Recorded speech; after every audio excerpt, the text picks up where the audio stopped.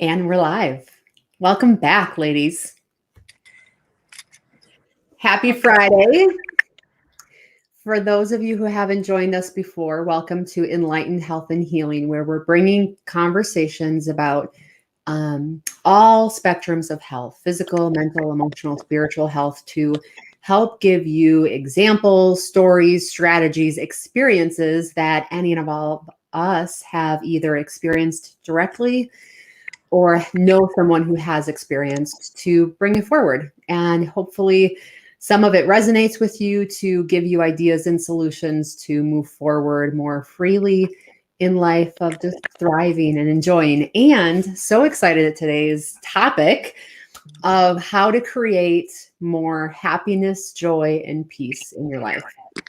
Whether that mean be finding it or whether that mean be creating it for yourself. And as we get started, I'm going to throw Dorothy and Christy in the hot seat to say, what do both of your thoughts, initial thoughts on what you do to create happiness in your life?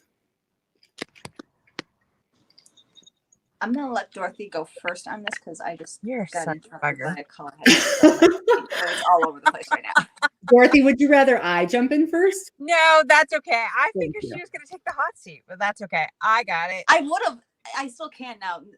Like as soon as she said that, something came up on my screen, and I had to follow and deal with it. As you can tell, my future's so bright. I just had to put shades on here, so it's all good.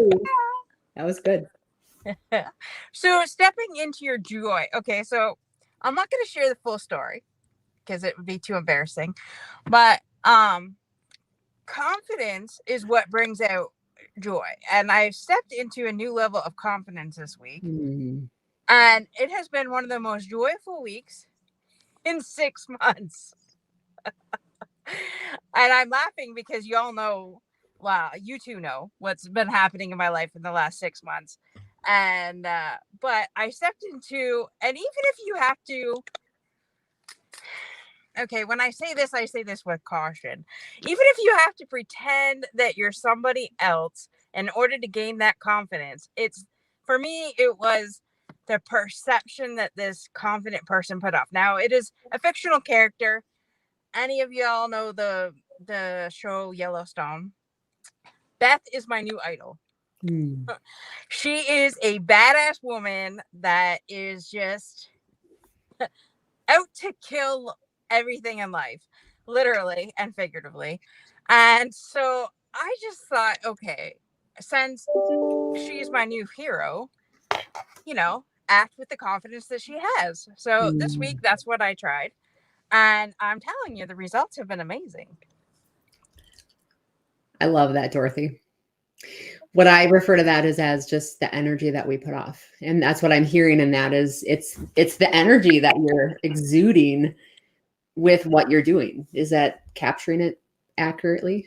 Yeah, I would say that. Yeah, that I'm laughing because Christy knows the whole story, so I'm trying not to give too much away.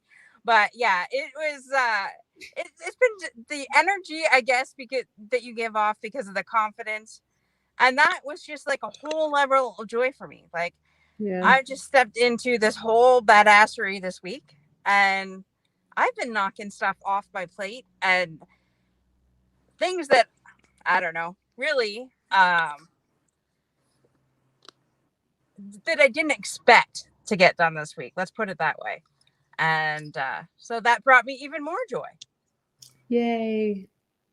Thanks. I love it. You're welcome. Christy? So I don't have as cool a story as Dorothy. But when I reflected on this topic, I started thinking, so I'll frequently tell patients, so like if somebody that I am working with comes in and is generally not in a joyful state, whether it's just a temporary kind of situation, or if they're having trouble with their partner or something, and I'm trying to help support them to find ways to find joy in their everyday life, I often ask the question, think about like when you were the most joyful in your life, back when you can recall that. What kinds of things did you do? What did you act like? What did it for you at that time? And it might just be something simple as going back to those times and finding things like, what did you used to do with your spouse that brought you excitement and joy? What else did you do? Who were you quote unquote being at that time that was you are in the state right now? I love it. Yeah. Looking at experience, using it as anchors. Yeah. Yeah. A couple things come to mind for me as I look to navigate towards that joy and happiness. And some of it touches on and alludes to a couple of things that both of you had mentioned. The first thing that I look at is, who do you actually want to be? I tend to find that the lack of happiness, joy, or peace is being someone that you don't want to be. It's just not honoring who you are. It's not honoring your values or your beliefs, or standing forward to say, no, this is me. And if you don't like it, that's okay. And if you choose not to judge it, well, then that's your deal, not mine. And not allowing those things to be owned. And that can be hard, right? Like that can be a hard dance, because then we're also dancing in that dance of getting judgment. And to Dorothy's point about that confidence barrier, it's being so trusting of self. And I'm careful about the confidence word, but it's so trusting of self to say, yeah, that's okay. Like, that's okay if you disagree with me. That's okay if you don't want to hear what I have to say. I trust what I have to say. I trust my integrity, and I love where I'm going. So if you don't, just keep moving. The other thing that I look for, to Christy, one of your points is, are you looking for it? I think we can seemingly, and if I look to my life, there were times in life that my lowest time, I stopped looking for happiness, and it was there. If I would have just switched my focus, I would have saw it, and I would have saw those seemingly really good, positive, joyful moments, but I had just stopped looking for it. And then the other thing that I had mentioned that I don't want to step over is, it's experimenting. I think, Christy, to your point, I literally think that there are people, and I know it for fact, just working with some of my clients, like, some of us have gone through life never feeling what good joy, peace feels like. And if you've never felt that, it can actually feel a little weird and uncomfortable when you finally feel it. And it's dancing in that dance of feeling different emotions and allowing those new emotions to be present, and allowing some of that other anxiousness to go away. And it's experimenting different things. It's just experimenting different ideas to say, well, will this hike bring me joy? Will this spa day bring me joy? Will this new movie bring me joy? Whatever that is for you, to really just see how it lands for you and what fits on you. Like that. Thanks. Definitely resonated with the trust, trusting yourself. I think we had a conversation about that on Saturday, Jen, where yeah, there have been times I haven't trusted myself, because I did trust myself, and that landed into a whole mess of steamy poop. But anyways, and then being able to trust that again, just by going for it, and I think that was another thing that happened this week, where I'm like, okay, enough's enough. And I will have to say, over the last 6 months, it has not been easy to find the joy, especially, losing my dad and things like that. There wasn't a whole lot of joy at that time, but now, moving through the fog and getting on the other side and trusting and believing the process that's there. And another thing too is surrounding yourself with amazing friends, such as yourselves. Without that, I know I would not have gotten through the last 6 months without the two of you. So I want to say thank you and appreciate you both for that. And not allowing me to stay in my shitty moments when I wanted to. So thank you both. You're very welcome, Dorothy. You're very welcome. And ditto to that. I think that's reciprocated. Yes, very, very much. Something that came up for me to share is, I think it was yesterday, I had a patient in my office who's working through a lot of past childhood traumas with a therapist, even on some medications at this point. And he's working through a lot. And it occurred to me as he was saying something, that, Jen, to the points you've made constantly and things that I heard what he said a different way yesterday, in the sense of it's always really great to dig and look at the past to see where you're going to go and where your next steps are, to learn from it and clear things and move on, but not to live there. Yep. And it was really apparent working with this person yesterday that there's a lot of inability to move forward into a joyful space because this individual is still stuck where they're just kind of reliving those old patterns. It was just really enlightening, and I thought of you because we've talked about this a dozen times, just in that sense of when we're trying to create a life that we want, we have to leave the old life that we didn't want behind, and sometimes that can be challenging.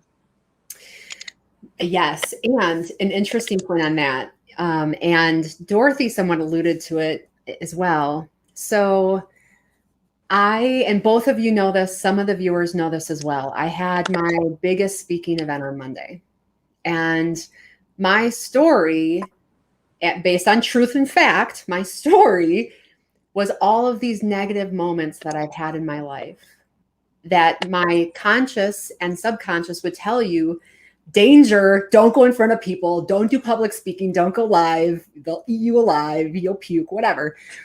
And I actually brought different energy to all those other experiences. And in bringing different energy to every single experience that I've had in the past and doing a timeline, guys, if you've never done a timeline exercise, connect with me. Like, it is such a powerful thing when you timeline your life and say, here's the negative experiences that I have associated with this thing I really want. And you bring a different energy level and experience to that past moment and give it a different perspective of what was actually there. I have no doubt that just me doing that exercise for myself, quite literally on the drive there, as I was driving to the day of the event, I was more comfortable on stage than I've ever been before. I've never been that comfortable on stage. I didn't even sweat. Like, I always sweat on stage. But I recreated the energy behind the past. And in doing so, I can tell you, even now moving forward, I had joy in that moment. I've never had joy on stage before that moment in time. So it's even doing simple things like that to all the points that we've been talking about. The other thing that showed up for me in the conversation is it's knowing what your definition of happiness, joy, and peace is. If you haven't read it, I think, Christy, you have, Dorothy, I'm not sure if I've ever shared this book with you, but Matthew McConaughey's Green Lights. He actually speaks to the difference of happiness and joy. I've read it 3-4 times now. And I can tell you it's so beautiful in saying, like, what are you actually working towards on each one of those? And I'm not going to explain it like he does, but I can tell you, just define what happiness looks like. Because if you don't know what happiness looks like for you, you don't know what you're looking for. If you don't know what joy is, you don't know what you're looking for. But deciphering, he had a good point of, we're not always happy, but we can always be in joy, I think is how he defined it. Yeah. And in the way he defined it is so true. Like, if we're just living in joy and living in that space, sometimes we're not going to be happy. Some days just suck. But if we, at least we can keep working to that joyful state. Yeah, I totally agree. Yeah. All right. So other tips and strategies for our viewers on how to get closer to that happiness, joy, or peace, or whatever that other thing is within that scale that someone's looking for. Sorry, I'm reading a Facebook comment. Okay. Do you want to read it out loud, Christy? Yes. So, Jackie, I'm going to probably pronounce your middle name here. Jackie Primu. Peterson. Yeah, yes. got it. Mm-hmm. She said, John registered during yesterday's SHRM. Yeah, John, you should be reading this because I'm sure you know what all this means. John registered spoke during yesterday's SHRM VLBM and talked about pathway from fear to freedom. Step 5 of 10 talks about redefine the personal choice to revert to my fears or to amputate to discover greater possibilities. The next step is rebirth, which is a discovery we do not rebuild. We build with a new foundation. loved it. And then she posted the link to check it out. So thank you for commenting. Love it. Thanks, Jackie. Yeah. Awesome. So, and it's so true. It's the foundation. It's that definition. It's what is joy to you? What is it you're looking for? What do you want? Mm-hmm. Yeah, Jen, I agree with your distinction of joy and happiness. And honestly, even before I read Matthew McConaughey's book, I've made that distinction that happiness it can be a temporary state dependent on circumstances and situations in your life. Whereas joy, you can be joyful in your heart and your soul and in your space, even when crap happens. That's not going to change who you are as a human. Some days are just going to suck and they're going to be rough, and you might not be happy in those states. You might feel sad and angry and all the slew of emotions. Joy isn't a temporary state. It can just be a place that you're in, so to speak. So I really, really love that. And all are important, just for clarity. Mm-hmm. Oh, yeah. Yeah. Agreed. And I don't know. This was a hard one for me to like try to come up with like quote unquote tips for this, because I feel like everyone's process looks so different, you know, to get to that place. And sometimes it's a bumpy road. Other times, you know, it's not a straight line. Life is not linear. Sometimes I feel like I jump out of joy and then I jump back in. And it's about, like you said, keeping track and focus on what you're looking for and what it means to you so that you can access it more easily. Yeah. Well, it's also another thing that I wrote down was it's just letting go. Oftentimes in holding on to, I think one of you alluded to it earlier, is if in holding on to the past and the negative experiences, it's just like my speaking experiences. I had held on to all of those past negatives for so long, I couldn't see joy as it related to getting up on stage. I couldn't see being in happiness on stage. I couldn't see that. And in letting those go, creating a new emotion behind it, a new energy behind it, then I could finally be clear of that and see a new stage, see a new energy behind it. And sometimes, I mean, we hold on to experiences, we hold on to facts, right? Like we hold on to things. The other thing that shows up for me in this moment is it's still that foundational principles. It's still, if we're working to be happy and joyful, and if we're in a relationship that we're dissatisfied with, that's going to keep giving us the hit of dissatisfaction or unhappiness, or a job or whatever it is. Interesting. I'm thinking that if you find yourself being blocked, like, and you're not feeling the joy and the happiness, and I did this exercise this week too. Like I said, a lot of stuff has been happening this week. I wrote down and I created a list of things that I thought had hindered me, or the negative beliefs that I have had about myself and about different things in my life. And at the end of, like, I wrote, physically hand wrote, and I can't stand handwriting, and my handwriting sucks. I will fully admit it, but I hand wrote it all. And at the end of it, I felt so free that it was definitely an exercise that I recommend everybody do. You know, and you think, oh, you might only have one thing. 30 minutes later, I was still writing. So it was like a page and a half written that I had wrote out, thinking, oh, wow. And some of it I didn't even realize I was still holding on to, because it had been stuff that I had dealt with in the past that just keeps coming back up. And so, you know, I did that, and then either burn it or tear it up or do something, whatever makes you, whatever brings you joy.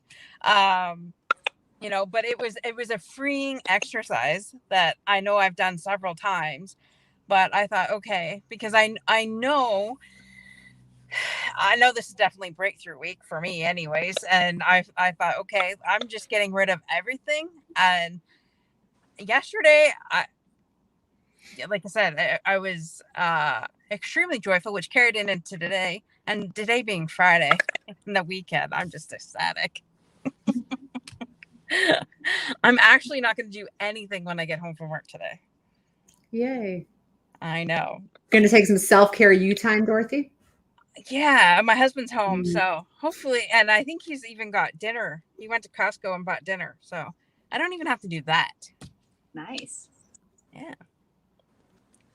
So one more thing that showed up for me in this is, and this is, am I going to point in the right direction? Yes. Okay. This is what Jen can talk way more on. It's the action piece of just is, I used to do this constantly, and Dorothy, I'm not saying at all that's what you did, because you're definitely not me. In my past, like years ago, I would have these moments where I was like, okay, I'm going to change my life. I'm going to write all these things down that I want to release and all these places that I'm going to go. And I'd feel great for that day. And then I wouldn't do anything about it.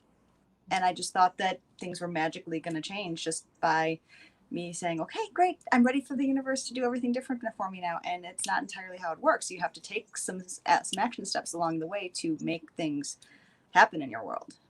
And I believe that it's part of that. It's part of those action steps and taking that, so to speak, that actually brings you joy in the process. We've talked about this before. Oh, guys, help me out. Who was it that we were listening to a while back? It was the neurophysiology person that was talking about the dopamine release. That's actually stronger in the process and pursuit of a goal and happiness than it is actually once you achieve. Do you guys remember what I'm talking about? It's the basic science. There's a couple people who speak Yeah. to it. Yeah. Either way, there's more reward and joy felt most of the time in people when they're in pursuit of a goal or a dream than there is once we actually sit there and achieve it. And so it's in those action steps, in those things that we're doing on a regular basis that are probably going to end up bringing us the most joy. Yeah. Yeah.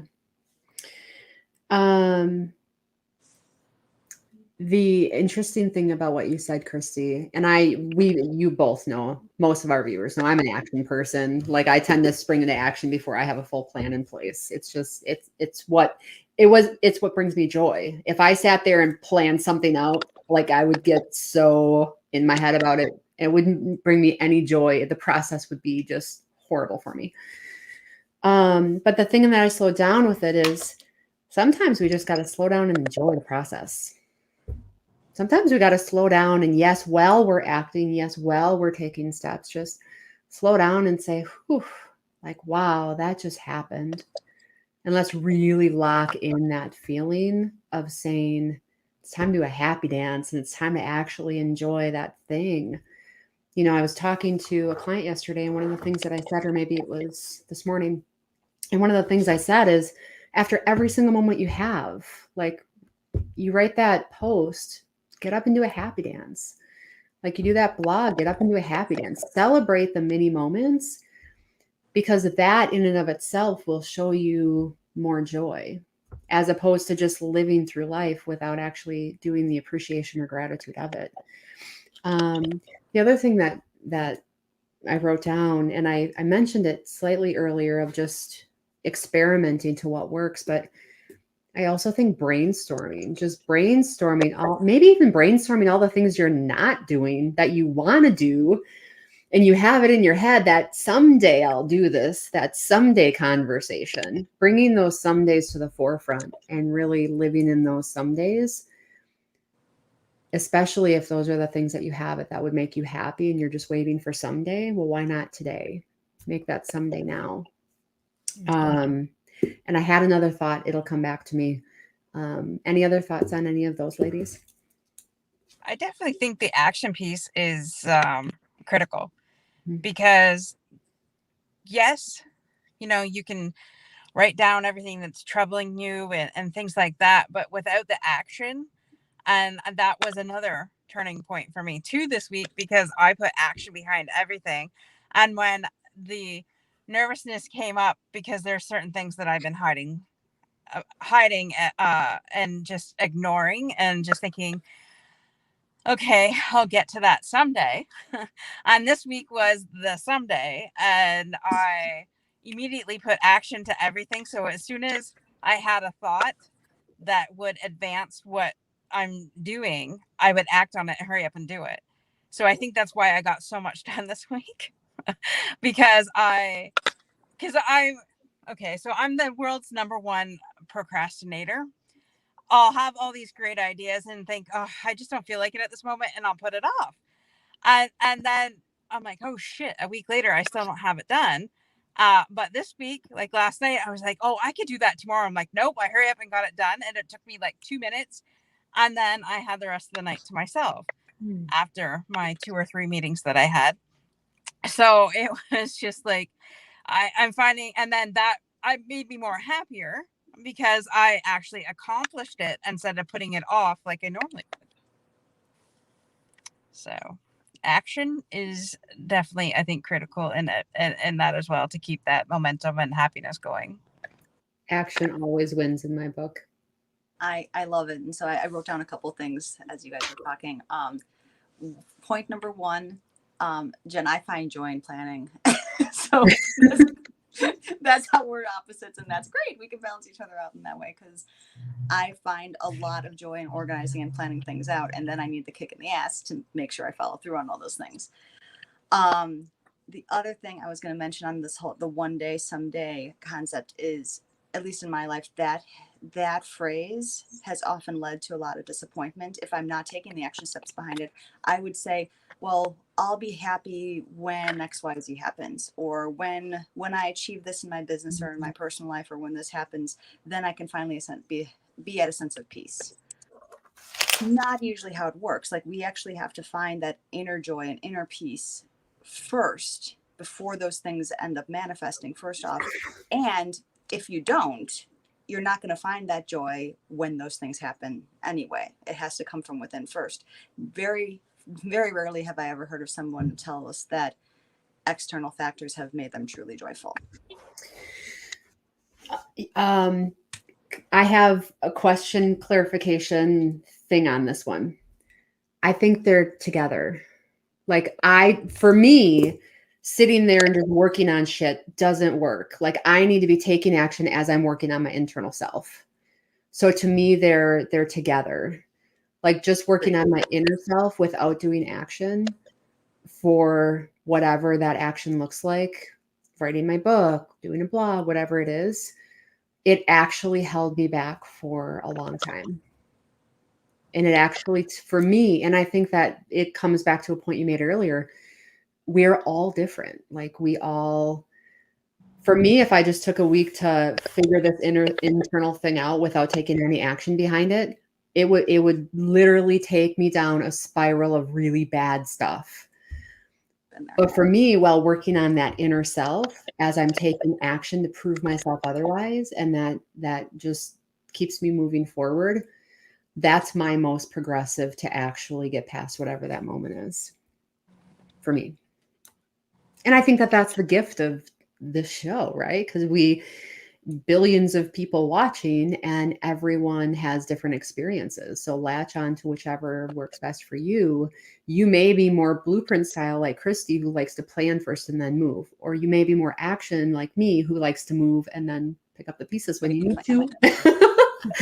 If you need to. Sometimes the pieces just don't need to be there. And sometimes the pieces can just get thrown out, and some things are seemingly important that aren't as important. The other thing that I wrote down is deal with the issues. Deal with the issues you haven't been dealing with, which is, I think, Christy, what you had mentioned as well. And then the other thing that comes to my mind is don't make things bigger than what they are. Dorothy, you have a thought on that. Yeah, I don't have a freaking clue what that's all about. None of us do. I blow it so far out of my head that it's not even funny, and then I'll text you ladies, and then I'll be like, okay. So it wasn't as really bad as it was, and then I apologize afterwards. Yeah. Isn't it that the title of that book, Don't Sweat the Small Stuff? And it's all small stuff in the grand scheme of things. Yeah. All right. Other towards happiness, joy, and peace. I'm not going to go really far into it, but just to, out of good measure, minding your basics. It's hard to feel happiness and joy if you're not eating in a way that's going to create the right energy behind it. We all know that there's certain things that create natural anxiety or other negative emotions by the way we eat, sleep, hydrate, movement, people around us, relationships. So all those are factors in the conversation that we're having as well.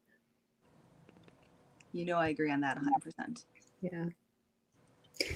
All right. We're coming close to our time. Any additional tips, strategies, helpful hints of what either of you have used to get more towards that happy, joyful, or peaceful state that you want to be in? Go ahead, Christy. You saw I had a thought. I was still framing it. I mean, my thought was, it actually started as a question to frame to you, ladies. But I'll share my part first is, well, I highlighted. The question that I was going to pose is, how do you guys recommend finding those people that are going to provide us the most support and the right energy behind us that are going to keep moving us in the direction that we want to be going in if we don't have that tribe in place, so to speak? So that's question one. Then what I was going to follow up on is, and at least in my answer, is I do believe it starts with us in creating the right energy in ourselves moving forward so that we can attract the right people into our sphere. Because as I told Dorothy the other day, that's what happened with me in the last several years, was just one small shift in my own energy, and then I attracted one experience that led to another experience, that led to another experience, and then that experience led me to meet these wonderful people here, and it's been phenomenal ever since shifting myself first. So that was my experience. What do you guys have to say there? Well, I agree wholeheartedly, and I guess since the energy piece is just with it new to me within this year, I guess my biggest thing was divine appointments is how I considered it, because I believe that we are all given the right people at the right time. And I believe that I met Jen first, and then Jen led me to you and the rest of the amazing ladies we hang out with. And I just believe that, if you open yourself up and allow that to come, just and then another thing is because Jen's like, just allow Dorothy, allow, because I do a lot of work and a lot of sewing, but then allowing it to happen. And anyway, so that's a whole other story for a whole other day, but just being present to it and just allowing yourself to start that conversation, or if somebody says, hey, you really need to speak to so and so, don't be afraid, just do it. What's the worst that could happen? Well, that comes with that divine trust piece, Dorothy. I had a lot of thoughts as you were questioning this one, Christy. So my first is definitely us. Like, we have to be comfortable in our own selves before we're really going to attract and connect with the right people who get us, the right people who we can disagree with openly, and it's okay. Like, the people who are our personality. Like, we're all not for certain people, and they're not all for us. I think both of you have heard me before say it. Like, I'm a firm believer that there's not a whole lot of bad people in the world, but there's some really bad matches in the world. Mm-hmm. And those bad matches, both sides say the other side's at fault, when really it was just never a match in the first place. But beyond that, I agree with Dorothy's piece. Allowing the right people in is really, really, really important. Getting outside of yourself and being able to get fluid with knowing if someone has a different point of view, it's okay. And just knowing that, learning how to communicate. We're not often taught how to communicate in school. We're not often taught certain socialization skills that I think if we were better been in tune to as people of how to communicate with one another, we resolve a lot of things. And I don't want to use the word hard because it's only as hard as we want to make it, but it can take time to find your people. You know, I'm a very, anyone who's in my close sphere, and I keep few in my close sphere, like, know that I'm a unique personality. Like, I don't get into a lot of chit chattiness. I don't do drama. I don't do judgment. And I'm a very philosophical thinker. You know, like, there's certain personality styles that we can look for those people. Look for those people on LinkedIn who are going to be your kind of people. Start looking for the groups that are going to be in your sphere and that you're going to be in tune to and you're going to resonate with. Or reach out to any of us and we'll help you get connected with the right people. And the other thing I'm going to say about it is, and a lot of my clients have really struggled with this one, when there's people in their sphere who they feel like they're made wrong for being who they are. And I really, and I'm a defender of all people, a protector of all people. And when you get in tune with someone that you feel like it just isn't energetically right, be okay saying, that's just not my kind of person. And I think that the thing that people struggle with, at least from what I've heard from both my experience and from many of the people that I've worked with throughout the decades, is oftentimes people want to be a part of the community, right? They want to be a part of the group, but they feel really misunderstood in that group. And there's a dichotomy there when that happens, that you have to really take a look and say, is this my group? And you have to have enough self trust and self integrity to say, as hard as it is to walk away, this group might not be the right one for me, if that's the case. Or taking a look at yourself and saying, am I just not being open enough to other people's perspectives? Because that could be a thing too. So this is an interesting one, Christy. I think it's a good one. And I think it's maybe one that we need to bring up and have a whole show about, because it is one that I know that most of the people I encounter really struggle with how to find my kind of people. So it's a good, really, really good topic and point of conversation. How about we just make that next week's show? I love it. As a topic. Cool.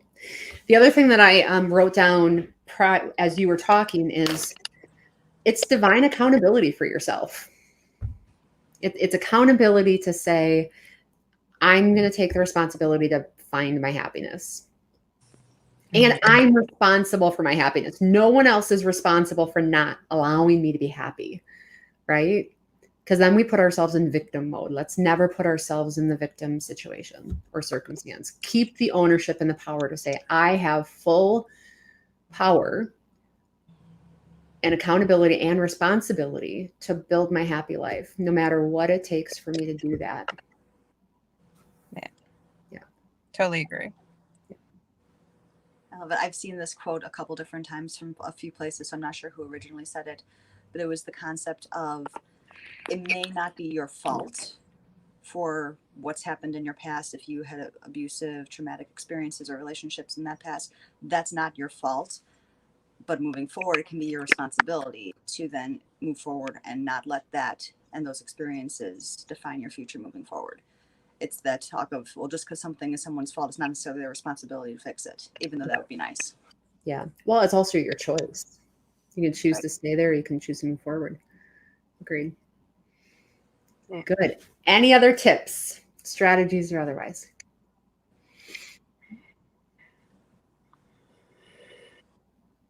Just do what makes you happy. You know, and if you can't find somebody to do it with, go look for a new friend. Yeah. I say that because I'm outgoing and my husband likes to sit at home and watch football. So I'm like, and especially now in this season where it's like winter and crappy, just go experience something new, you know. I know we all have things that we like to do. All three of us like nature and like being outside and going for walks and things like that, and perhaps try something new. Yeah. Go figure skating or something, or regular skating, or Sledding. Yeah, I've always wanted to be a figure skater. I'm just afraid as soon as I get on the damn ice. Yeah. Try something new. Yes, agreed. Krista, any other final thoughts? No, I think Dorothy nailed most of my last minute thoughts. Good. Final thoughts. Guys, you're worth a life to thrive. And for anyone watching this, if you're stuck in that state of anxiety or self-doubt or feeling like life is just working hard, start taking a look.